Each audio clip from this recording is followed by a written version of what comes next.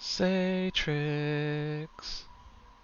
The moment I laid eyes on Mythforce, I was reminded of Thundercats and He-Man. It is impossible to miss the abundance of references and inspiration put into every ounce of this game's art by the developer Beamdog.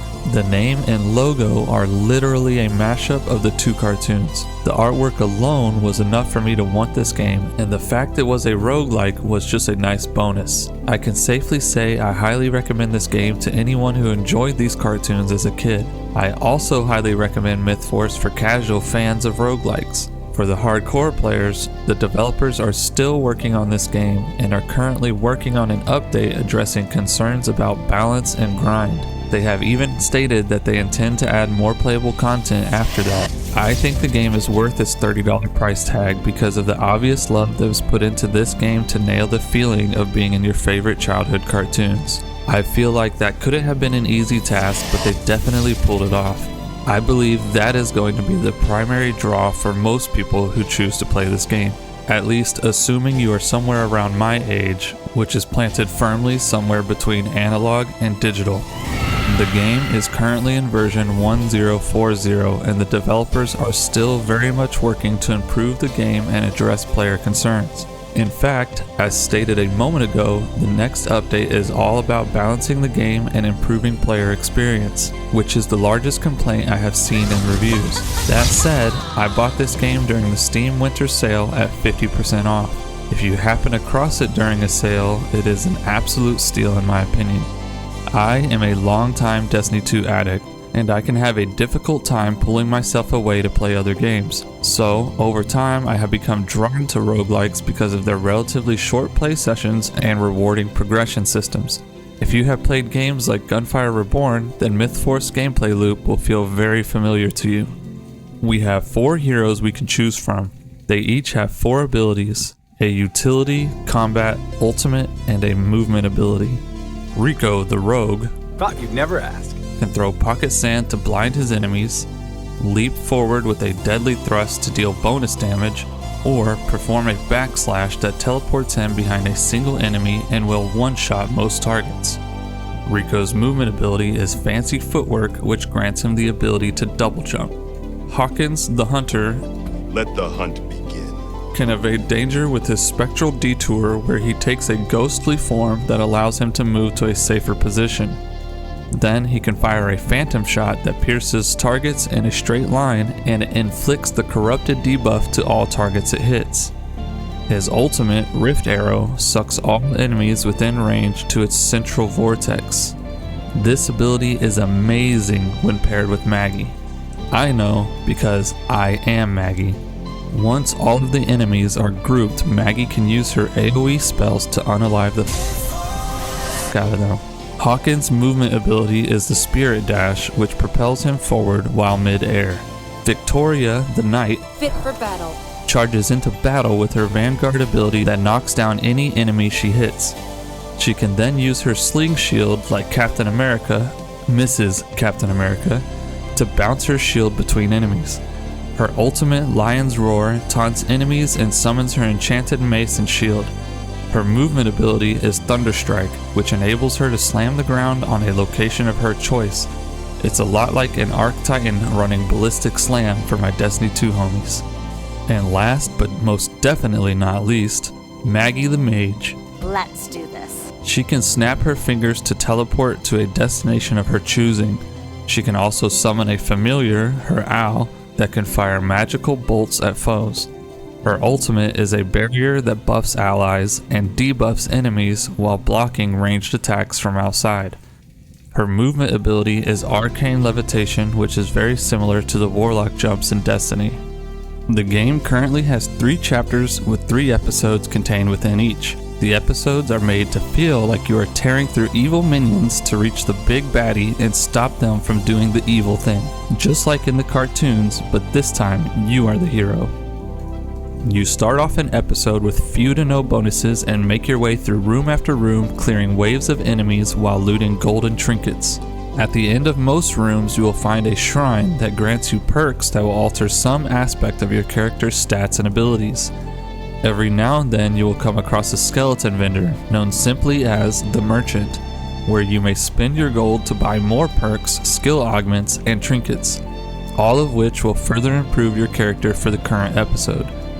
Your character does have a level that increases over the course of a chapter up to a maximum of 10, but will reset when the next chapter begins. Each level up grants small bonuses to your stats. There are 3 materials needed for permanent progression.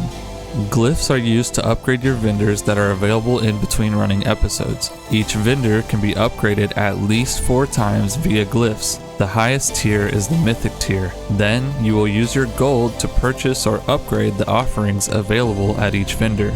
Captain Lucian runs the armory, where you will acquire and upgrade your weapons. Upgrading a weapon increases its damage and enables it to use higher tier enchantments. Keaton manages the Emporium, where you will attune and upgrade trinkets. Trinkets are items that you find and equip for various effects. Attuning to a trinket will increase the likelihood of finding that trinket at a higher quality during your episode. Sylvia offers a similar function in the Conclave, but for perks instead of trinkets. The Merchant runs a boutique where they sell outfits, emotes, and voice lines. These cosmetics are available for gold. No real-world currency shop exists in the game. The final progression material is Star Shards, which are used exclusively at Queen and Scylla at the Sun Disk. Star Shards can be slotted in your character's constellation to fine-tune their stats to your playstyle. The bonuses from your constellation are always applied and really add up over time. If you find yourself struggling to go up in difficulty level, then this is what you will want to focus on improving. Of course, you can't really go wrong with improving your favorite weapons, perks, and trinkets either. Just try to focus on your favorites in the beginning because all of these upgrades will get expensive eventually. As a reminder, some reviews have complained that upgrading everything feels tedious. This is an issue the developer has addressed and is continuing to improve in further updates. Personally, I have not hit a point where I have felt like it is becoming tedious, but my time played is still fairly low at around the 15-hour mark at the time of recording this. The levels are randomly generated using a handful of rooms. I say handful literally. I don't have many complaints about the game, but I would love to see much more variety in the rooms. However, I feel like this is a somewhat common issue with roguelikes. If you have too much variety, perhaps you run the risk of the player growing frustrated trying to overcome a level because there's too much to learn, which isn't an issue if you don't have a massive variety. I don't know, I'm not a game dev, but I do think there is room for at least some more variety.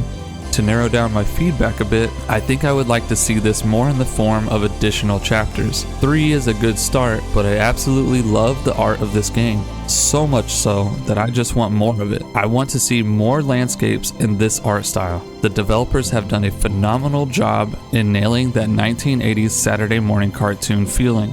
That said, the room variety isn't a deal breaker for me, especially knowing that the developers have intentions to expand in this area. But I wanted to mention it because I know it can be a deal breaker for some. In fact, it usually takes about 30 minutes to complete an episode, and having rooms that you become familiar with can actually speed up your sessions, which is perfect if you're playing the game casually like me. Over time, I have also begun to discover secret rooms that were easily missed during my first time in a room. So now I always have my head on a swivel trying to spot more, and I don't feel like I have found them all yet. Completing the campaign took me around 5 hours on normal. I didn't find the game to be too difficult or too easy. By the time I finished the campaign, the hard difficulty was a welcome change of pace. The game has 6 difficulty tiers with a 7th coming out on a later date. It ranges from easy to Mythic 3. You unlock difficulties per episode. I have made my way through the campaign again on hard and unlocked Mythic 1 for each episode, and then I focused on Chapter 1 to unlock Mythic 3 for the first 3 episodes. So, if you have a favorite episode, you can focus on running that one over and over to unlock each tier. I focused on Chapter 1 because the first 2 episodes are shorter than the rest and easier to play through. I did this so I could use them to farm some glyphs to upgrade my Sun Disk because the Mythic difficulties grant a nice bonus to glyph drop rates. Episode 1 on Mythic 3 nets me about 20 glyphs for about 15 minutes of play. Mythic difficulties also introduce curses. Currently, there are 9 curses in the game. Some examples that I have ran into are having 5 gold vanish every second, which isn't as bad as it sounds. Another was more enemies would spawn in as champions, and another was taking damage makes you lose 4 points of max HP. I have enjoyed the added challenges these can bring and how they influence my choices when I am choosing perks at the shrine. I hope to see more of these added in the future because I really like the spice they add to the gameplay. I played through the campaign solo on my first go around, but I have been playing multiplayer on and off since then. I find the game extremely fun to play either way, and I have not had any lengthy wait times finding someone to matchmake with. This would be a great game to play with friends or family. My son, for one, has been taking a great interest in the game, enough so that it makes me want to sit down and watch Thundercats with him sometime. If you have made it this far into the video, I would love to hear your opinion, not only about the game itself, but also the video format.